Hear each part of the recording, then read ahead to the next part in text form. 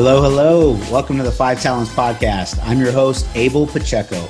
I interview the top commercial real estate investors and industry experts so you can learn from their experiences. So if you're an investor, a high W-2 earner, or real estate or tech sales professional that wants to invest in real estate without having to manage properties or leave your day job, then this podcast is for you. Or if you're already investing in real estate, but you're doing it part-time and you want to become a full-time multifamily or full-time commercial real estate investor, this podcast is for you too. You're going to learn a ton. You will learn from real-life multifamily investors and other professionals in the industry. They're going to share their blueprints for success, and I'm super excited that you're here. So I hope you enjoy the show.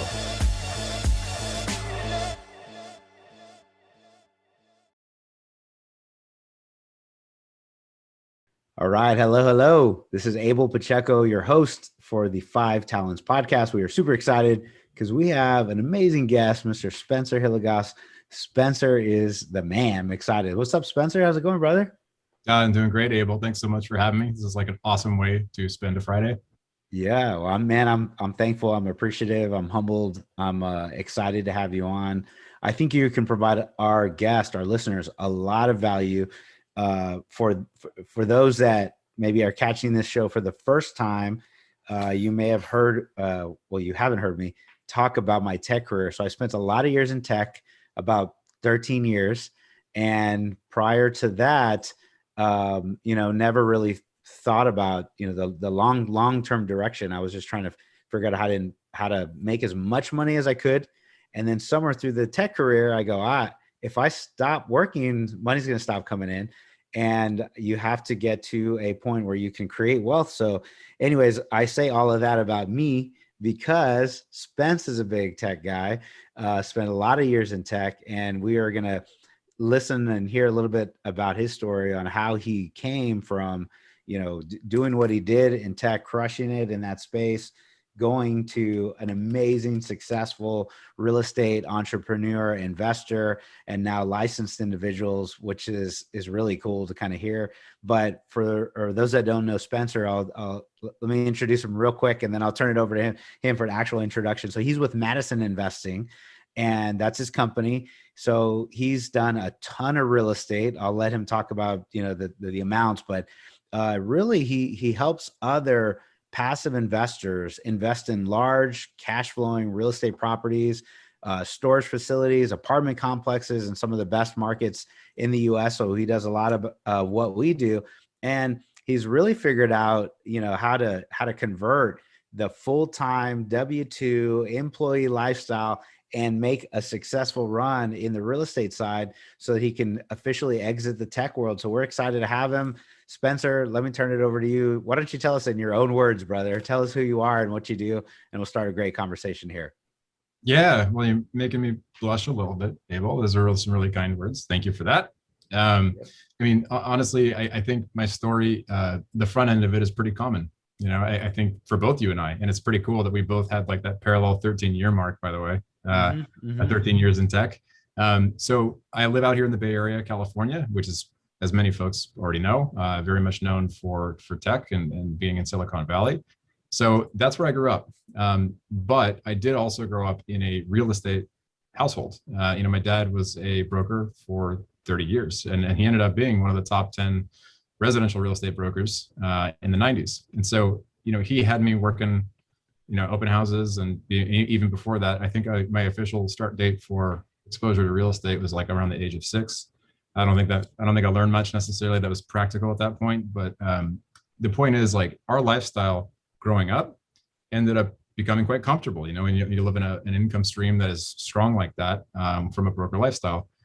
It wasn't always that case though. I ended up getting some learnings through really tough times and kind of like and hardship that we had to go through before I found this whole tech career, and then later now helping other investors passively who are still in their own tech careers invest in multifamily and invest in these alternative asset classes. But I think it's important to mention this up front, Abel, that like the values and like the principles that guide me today were very much formed from those early years. Like, and we went through this period of time coming off the heels of like a very comfortable, prosperous lifestyle as a family, with my dad working as a broker, and then hitting a point where we just hit really challenging things one after another. I lost my younger brother to cancer. Won't go too far into that and scare people. Parents got divorced, and relatively common in that case. And then you go through a bunch of other stuff, watching his business kind of implode, downsizing our lifestyle, all that stuff. And so, I think that's important because I watched all that happen, and that was the one major income stream for our family. And when that stops, when that active income stream stops, because that's what it is, just like a job, W-2, consultant, you have one active income stream coming into a household, and that income stops because the person stops working, or the business is interrupted, or unfortunately someone has a medical issue. I sat there and said, like, wow, like I wish now I'm sitting here as a dad. I have 2 young kids of my own. I'm like, what could I do to avoid having that kind of moment occur in my own family? Just taking those principles and learnings from the early days. And now we apply this in our own household with Jennifer, who's my co-founder. She's the COO of our company as well. We call it financial offense and playing financial defense, and I think that flashing forward into my tech career still didn't really click. Even though I saw like that challenging time for my dad's brokerage and all that stuff in our family back in the day, 13 years across 5 software companies, largely in financial tech, which should have implied that I was picking up, these nuggets about how to better. Yeah. If anybody in the tech world was going to do it, it should have been the financial tech employees, right? Right. And truth be told, there's brilliant people, way smarter than I am, in these companies, but doing amazing things right now, building software that helps thousands of people across the US solve problems, small businesses and people and otherwise. But I was investing heavily, maxing out my 401k, making strong W-2 income, dual income household, all that stuff. Very, I'd say, common Silicon Valley path.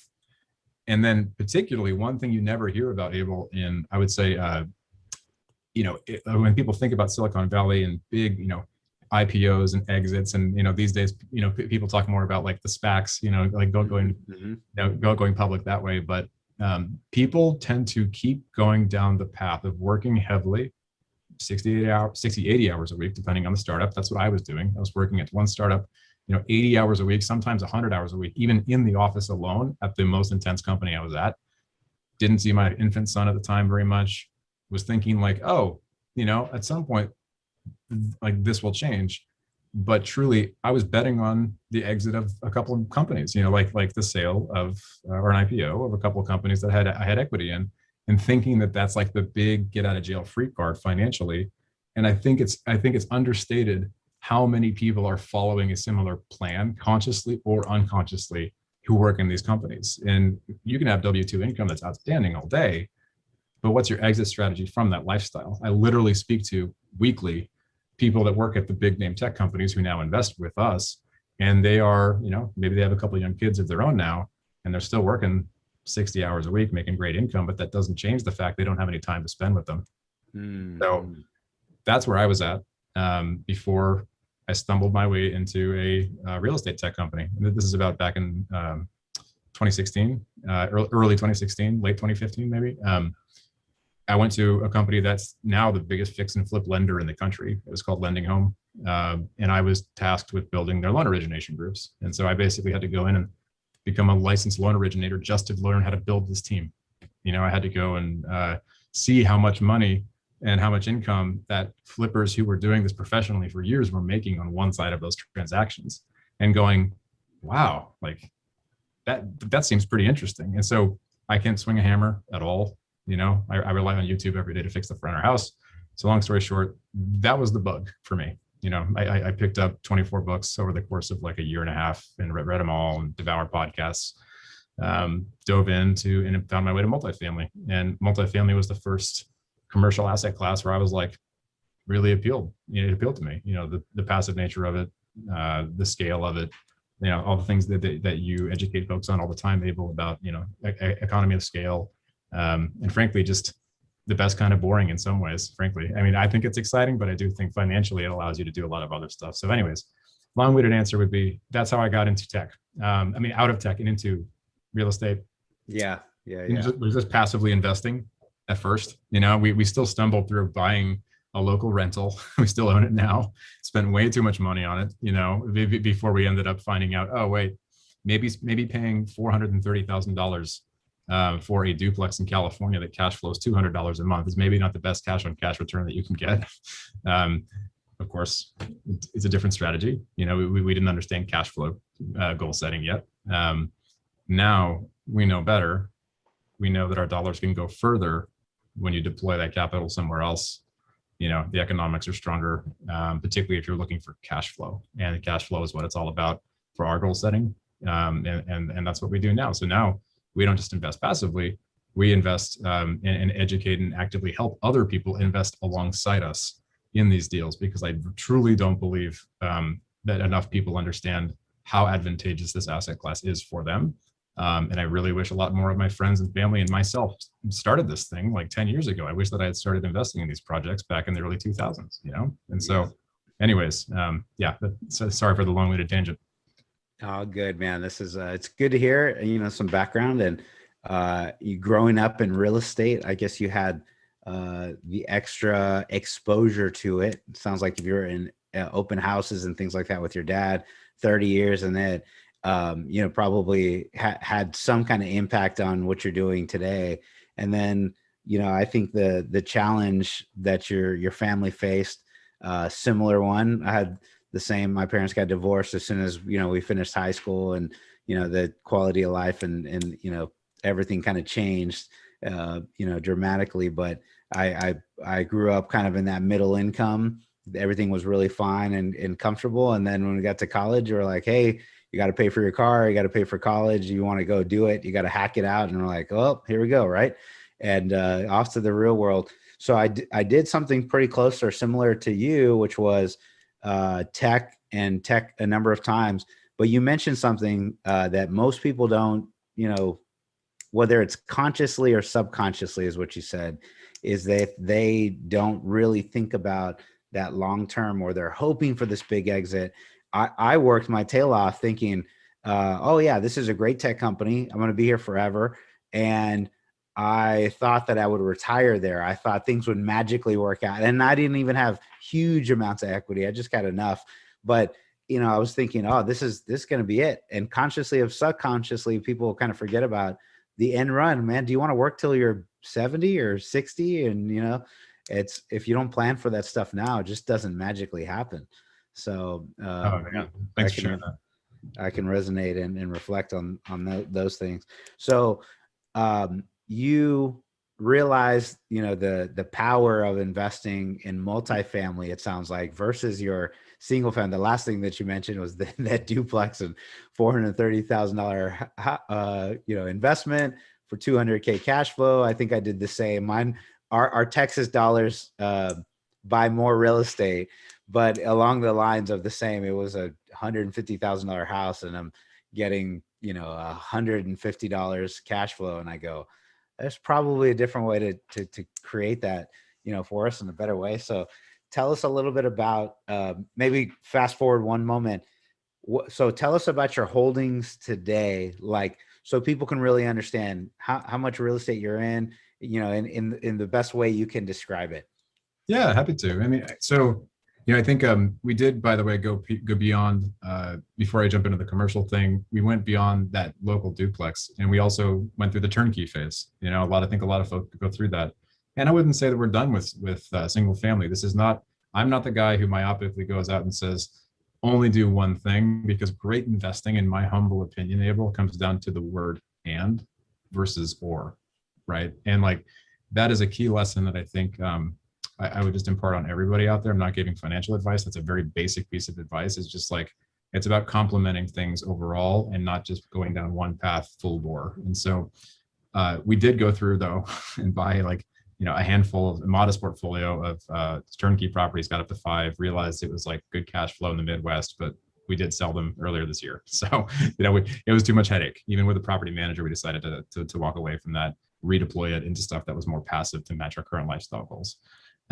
So on the multifamily and the other commercial real estate side, essentially our portfolio is a mix of, we're targeting in real estate slice of our portfolio, about half of it to be multifamily, within syndication and fund investing. And then also, I'm also active, so I'm also, actively partnering on some projects and helping on both the GP side, in addition to just being an LP investor. And then also storage. Like, I'm a big believer in the storage asset class. I think that in addition to multifamily, but multifamily is the bulk of our focus when it comes to our commercial real estate and our real estate portfolio these days, because of all the wonderful benefits that it accords you. And also, I just believe in the thesis. I believe in the thesis.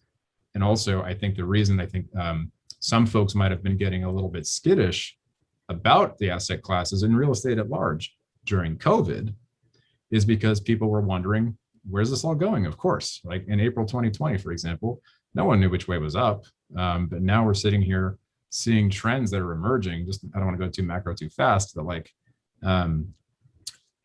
remote work, companies are going remote work. So they're accelerating certain trends that drove people to move to other markets that were already growing, but now it's going faster. There's a scarcity of single family home supply in markets that need a lot more. So that's going to drive people to have to rent in some cases, or maybe they can't afford it because the prices are so high.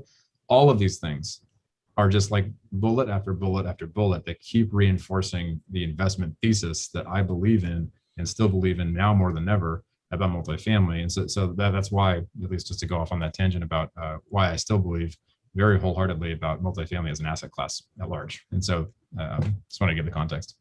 Yeah. Okay. Good stuff. Thanks for giving us the information. And so, as a passive investor, give us the thesis. Why should a passive investor be interested in what we're doing? Yeah. I think for most folks, at least like a lot of the folks that we work with, and there's two broad buckets. You've got the folks who, the high net worth folks who have done very well. I look at them and I'm like, wow, I'm going to learn from this person. And when I talk to them, they educate me every day because they've done so well in their entrepreneurship career or whatever has led them to be like such a strong financial footing for them. They don't really care as much about cash flow. They're looking for growth. They want growth, tax benefits all day. Mm-hmm. Most people are looking for passive income streams. They're looking for, because they're working full time. Like either a single income household, 2 income household, like we work with a lot of tech employees, particularly big tech companies right now here in the Bay Area and beyond. They are looking for supplemental income, either to start to get ready to pivot. It might be 2 years to 10 years out. Maybe they want to have one member of that household go and work and just be a household parent, and just kind of peel off from working while the other one keeps working. Another playbook would be they actually just want to have a little bit more swagger walking into the office if they're like in a role where they want to go into a meeting and know, okay, maybe I'm going to go give this really firm suggestion or critique and not worry as much about losing an income stream because that person might actually take it so hard that they're going to get fired.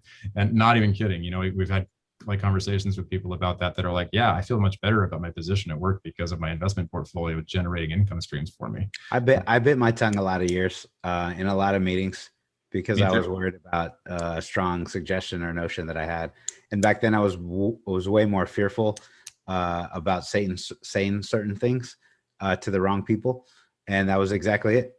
So yeah, I completely understand. Yeah. And it's interesting how that works. You can even see it. I'll bring up a brief example where I first observed in a prior company from at the time, these are my current colleagues, friendly colleagues, and they would go off and work on something at night. And I hadn't really gotten the real estate bug yet. And I was always wondering, like, what are they working on at night? I'd see them working after hours together, and they always like came to the office tired the next day. They were building a business, and they would come into meetings and to their credit, these are very smart folks. Like they would be able to deliver feedback and just come up with ideas that were a little more unique, and they could push harder. They could drive projects more aggressively. Yeah. And all those things. So why? Because they could afford to. Yeah. Yeah. Yeah, 100%. And then we started investing in real estate. We were along the same, and we were able to, it felt like we were taking more risk outside of work. Me and my wife buying houses, pulling the trigger once, twice, 3, 4, 5, 6, as the portfolio grew a little bit. I remember people say, well, you said, X, Y, and Z in that public, forum. And they actually mimic or said something along the lines, oh, but you've got a little safety net outside of these four walls. So I can imagine. And I was like, oh, you know what? Towards the end, I literally heard someone say that. And I guess maybe I just subconsciously acted that way, right? Just like, yeah, dude, this is what it is. It's okay. I think of it as, might sound corny for most folks, but this is how I think of it, is like, you got some swagger. You got some swagger walking in, and that's just confidence coming through because you built a safety net. That's a great way to say it. Yep. Hello. You're listening to the 5 Talents Podcast. I'm your host, Abel Pacheco. If you're enjoying this podcast, then I know you're serious about achieving financial freedom. Are you ready to create your own path through multifamily investing for yourself and your family? Then I know you're going to appreciate our Investor's Guide to Multifamily Investing. It's titled Tackling Commercial Real Estate the Easy Way. We use this guide to invest ourselves in $93 million worth of real estate. So we're going to show you the basic mechanics of multifamily syndications and how to evaluate your next passive investment opportunity. So the best part, if you subscribe to our podcast now, leave us a review and a rating. I'm going to give you a free copy of our ebook. So please take a moment to do that now. Once you've done that, go to 5tcre.com/ebook, 5tcre.com/ebook. Make sure to let us know you left a review and we're going to send you a free copy. So thank you so much for subscribing to the 5 Talents Podcast. We really appreciate it.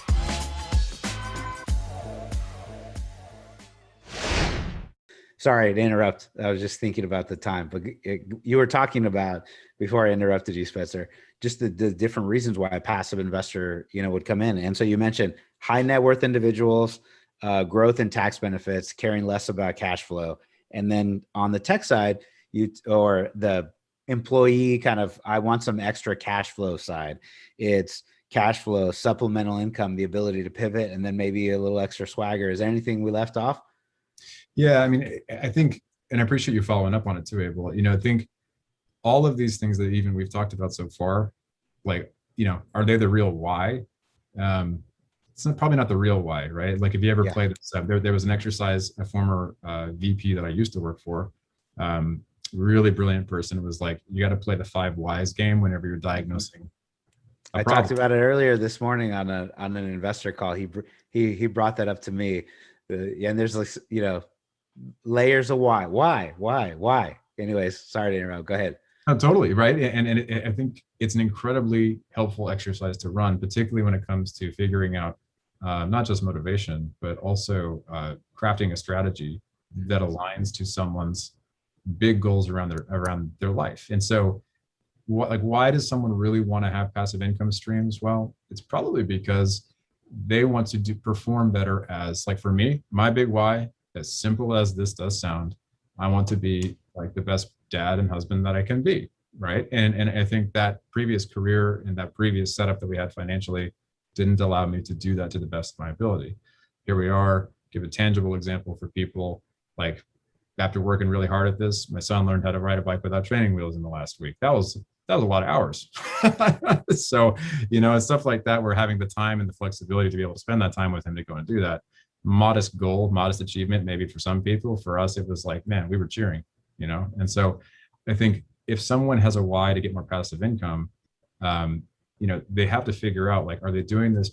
Like another real example, when people say they want to better support their family, that can also mean, like a pretty common example, more generation of parents are living with their families now. And so that actually is relatively common that we hear. People want to go the dual working and they have like the next generation up. Maybe it's a parent, maybe it's 2 parents, they're living in their home. They want to be able to supplement their income to better support those other members of their household. That's just one specific example to give. You can go on and on. Some people on a more rudimentary level, people just want the flexibility to go live wherever they want to do, wherever they want. On a travel front, we want to be able to go have a flexible lifestyle personally as a family, while still doing great work and helping others get into this asset class, and eventually do that with our 2 young kids, because they're still pretty young. They're 3 and 7. Probably not going to go and do anything too crazy right now, like live in another country. But these are all reasons why people ultimately want to invest in the why behind the why, because it opens up your options. And I think optionality, time freedom, all these things that people out there are familiar with already in concept, it is achievable. It just takes commitment, and it does have to be aligned to your goals, though. I think a lot of folks will pull the trigger on an investment without truly thinking through, like, why am I doing this financially? Like, is it cash flow? Is it growth? All that stuff. But anyways.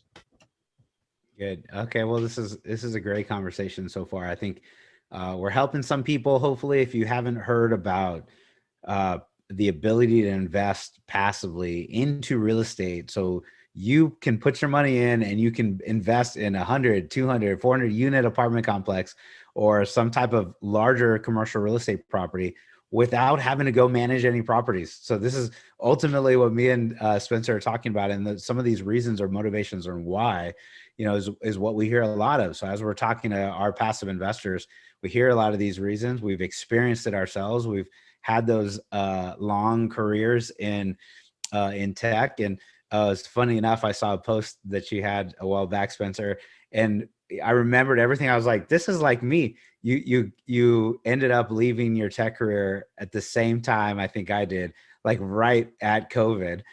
So anyways, how's the transition been, my friend? How's the transition been? Yeah, and congratulations to you too, Abel. I mean, Thank you, man. That's it's quite a moment to do it, right? Yeah. Yeah.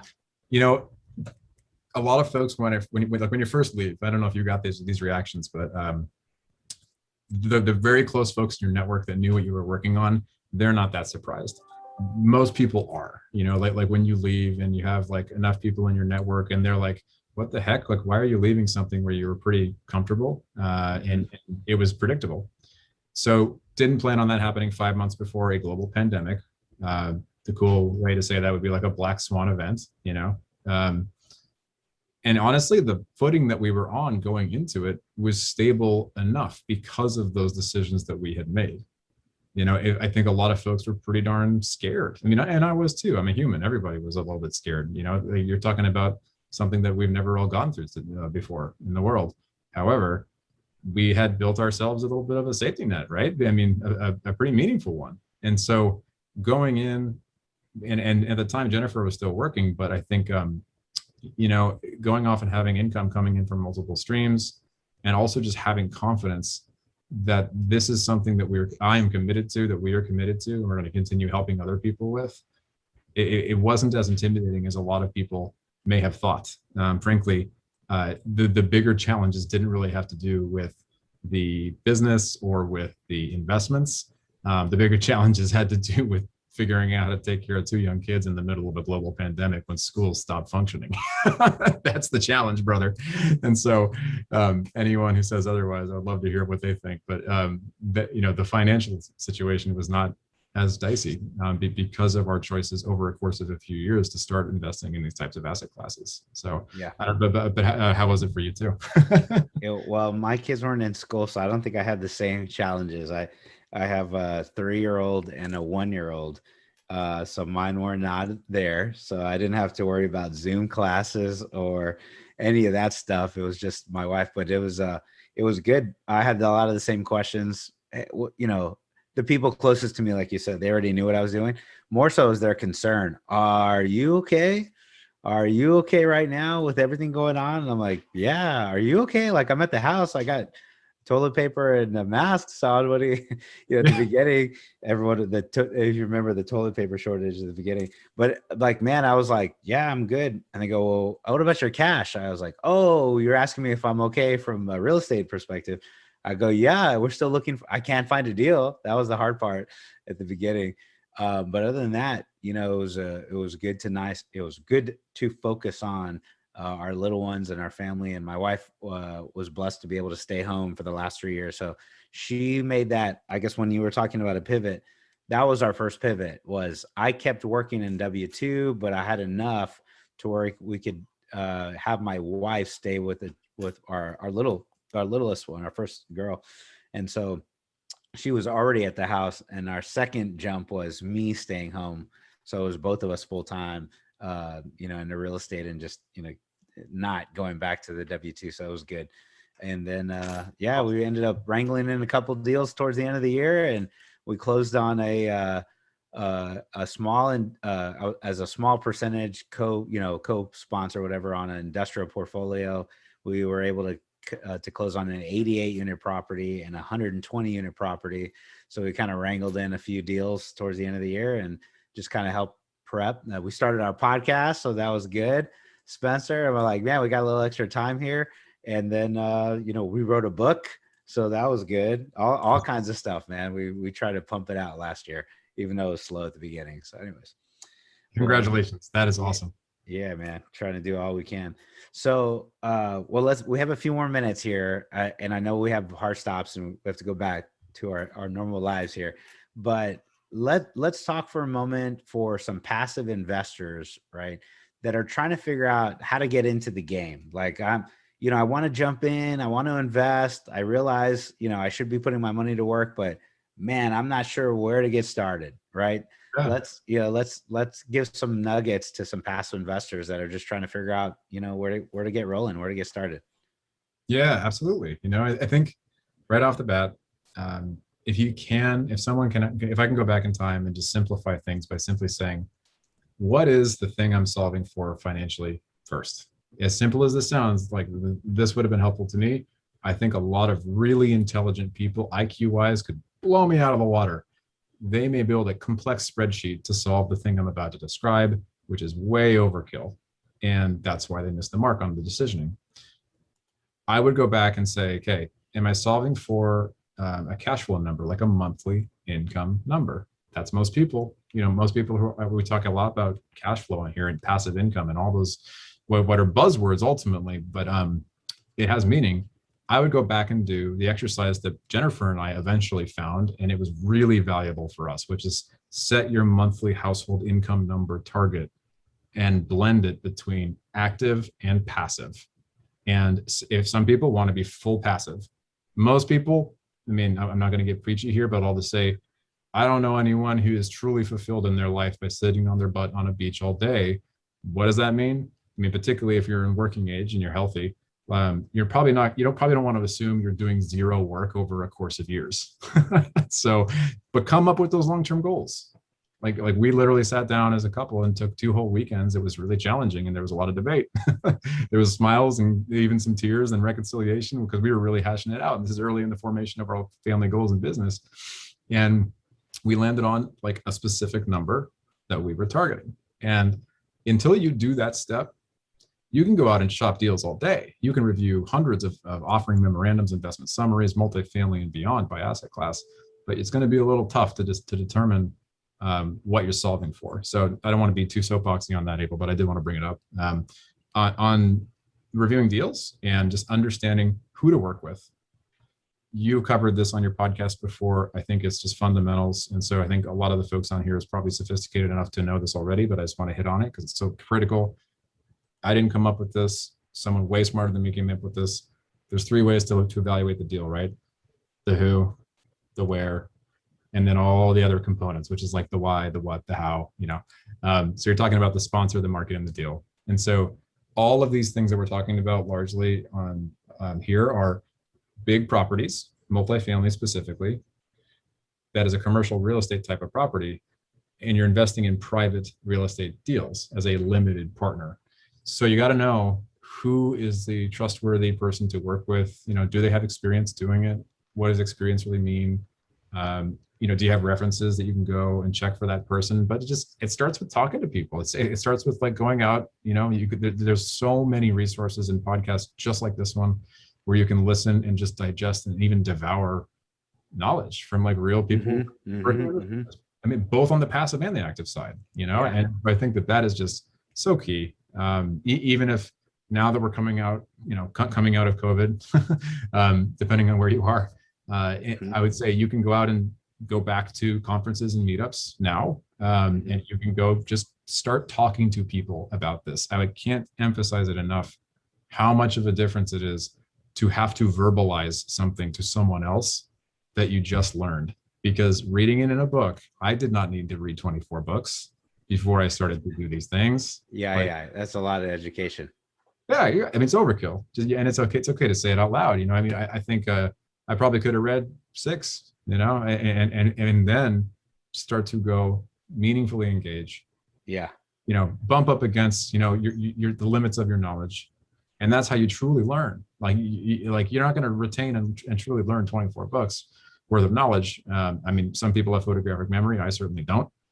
But the terminology, you know, like how to evaluate what matters in these things. It comes down to the who. If you're a fully passive investor, the number one risk on a deal is execution risk. And that is the thing that really is a fancy way of saying, can the person that you're working with and investing with, trusting your capital with, take that business plan that's in that really beautiful looking marketing deck, that PowerPoint presentation, translate that into action using the capital that you have just invested in terms of if there's renovations involved, oftentimes there is, to force the appreciation in these projects that are value add projects, if it's a value add project. And then all those wonderful things that go into the types of deals that both you and I appreciate, Abel. So I think knowing also on some level, what are your preferences and styles? You know, some people just don't like certain asset classes. And then they don't have a really rational reason for that. I mean, I'm the same way. Like there's some asset classes where I don't have a great reason why I don't like it. And that's just how I feel. and personally, that is absolutely okay. I mean, I think these are all fair game, and every person should just sit down and set household income number target and their own investing criteria. It doesn't have to be perfect, but just take a crack at it. Yeah. I say all the time, sponsor, deal, and the market. So you kind of break yours up, who, where, and then everything else, right? Those 3 things. But I love it. Yeah, the sponsor, the deal, and the market, or the team, the deal, and the market. Absolutely. I love it. You got to make sure the asset classes are up your alley. They're investing where you want them to invest the money. And then you agree with their plays and, feel confident in their ability to pull off the plan. So that's good. The one part I wanted to ask again, before we go here was you mentioned setting a number, an active and passive, a number I hear all the time. I mean, literally all the time. I just want to make $10,000 of passive income a month. I don't know why. It ends up being a nice round number, I guess. Yeah. What do you mean versus active versus passive, and split those things up? Are you saying like, hey, you do want to make 120K a year, 10 times 12, but some of it can come passive and some of it can come active? Is that what you mean? Absolutely. Okay. Exactly right. And I think, and I appreciate you kind of digging on that. Where that comes from is that it speaks to an assumption that most of us make. And I don't think I fully fleshed this out until I got full-time into investing in entrepreneurship, just fully out of the W-2 world, Abel. And I want to impart this on people who are sitting there with the ever-present grass is greener, affliction, because it hits all of us, right?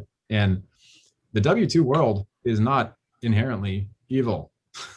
I mean, frankly, I enjoyed most of my career. And I think that said, the point I want to make here without getting into soapboxy is that people are scientifically proven to be more fulfilled when they're working on something of meaning. I don't mean working at a desk job inherently. I mean producing something of value, particularly that positively impacts other people in the world.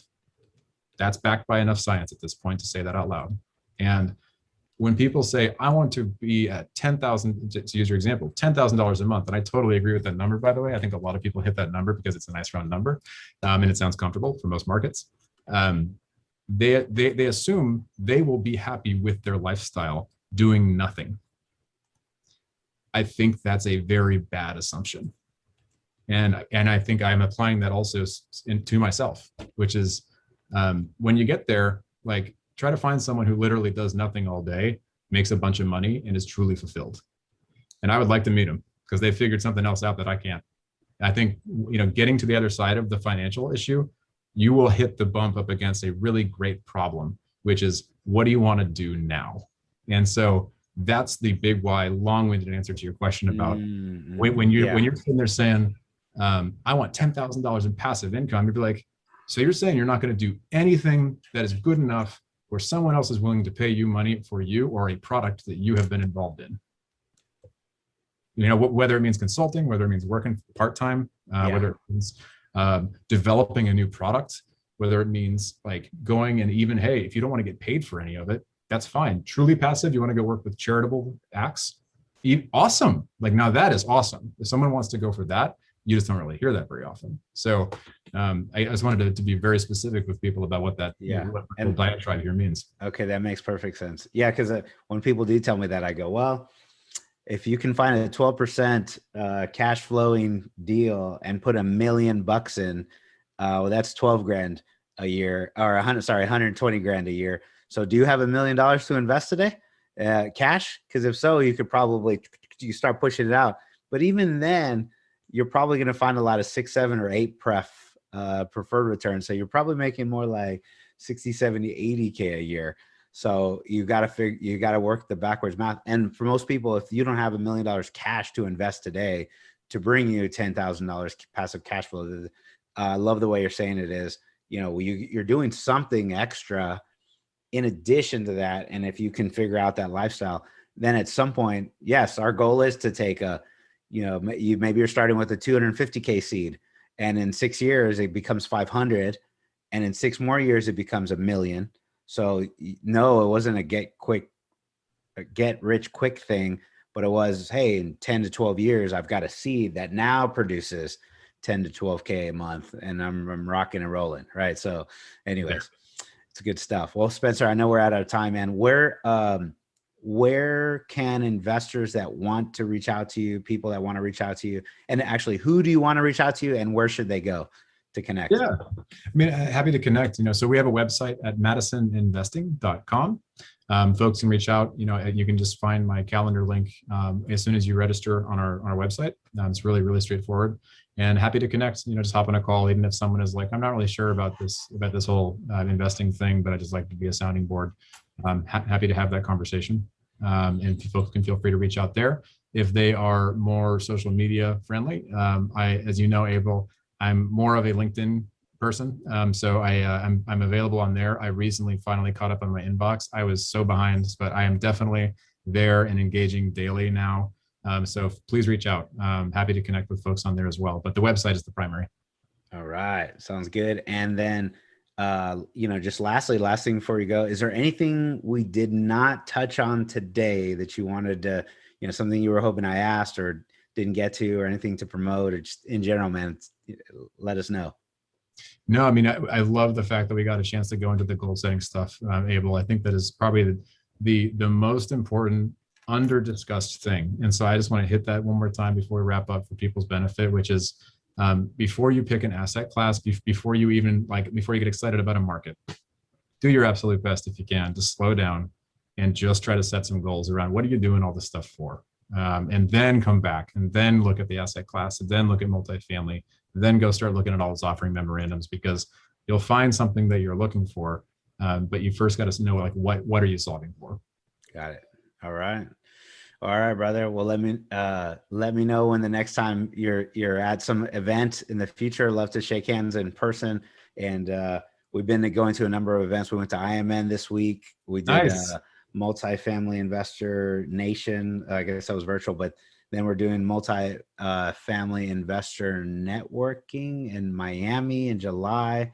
We'll go to Deal Maker Live in June. So we're trying to get after it, man. Hopefully we'll see you at some of these events soon. Yeah, finally made it to Texas again for the first time in 2 years, like 2 weeks ago. So it's nice to get out. Get it, brother. Well, great, man. Let me let you go. Thank you very much for your time. Appreciate it. And look forward to seeing you again. Yeah, it was a blast. Thank you so much for having me on, Abel. I really appreciate it. Thank you. Thank you for listening to this episode of the 5 Talents Podcast with your host, myself, Abel Pacheco. Each week, we're going to bring you interviews from industry experts and commercial real estate investors who followed their dreams and achieved massive success. Before you leave, let me ask you a few questions. Did you enjoy this episode? Did you learn something valuable? Was your mind stretched to what's possible and what you can achieve? Do you want other experts just like the one you heard today? If you answered yes to any or all of those questions, then please take a moment to subscribe to the 5 Talents Podcast, give us a 5-star rating, and most importantly, leave us a written review. Tell us what you liked, tell us your favorite guest, give us any feedback. I'm excited to learn and improve so you can get a more valuable show. So thank you again for subscribing to the 5 Talents podcast.